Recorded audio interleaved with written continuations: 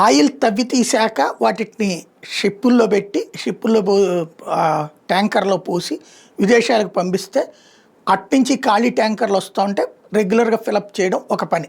ఇప్పుడు ఇరాన్లో గత కొన్ని రోజుల నుండి ఏదైతే అమెరికా ఇరాన్ హార్ముజ్ను దిగ్బంధించి తనదే తను అమ్ముకుంది, మిగతా వాళ్ళది అమ్మకుండా చూసింది. ఇప్పుడు ఇరాన్ని అమెరికా దిగ్బంధించాక ఇరాన్ ఆయిల్ అవతలకు పోనీ ఇట్లా ఇక్కడ వాళ్ళ దగ్గర ఉన్న షిప్పులు పాత మూసేసి ఎప్పుడో వాడకంలో లేకుండా పడేసిన షిప్పుల్లో కూడా లోడ్ చేసేసారు.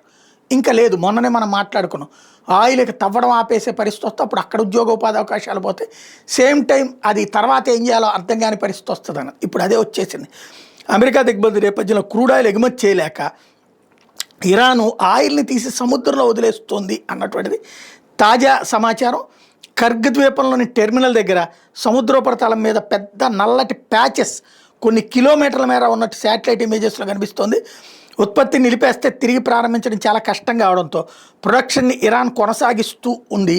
కానీ అది తీసుకొచ్చి సముద్రంలో పారపోస్తూ ఉంది. ఓ పక్కన ఆయిల్ లేక లేదా ఆయిల్ని కొనలేక అల్లాడుతున్న పరిస్థితుల్లో జరుగుతున్నటువంటి వింత పరిస్థితి.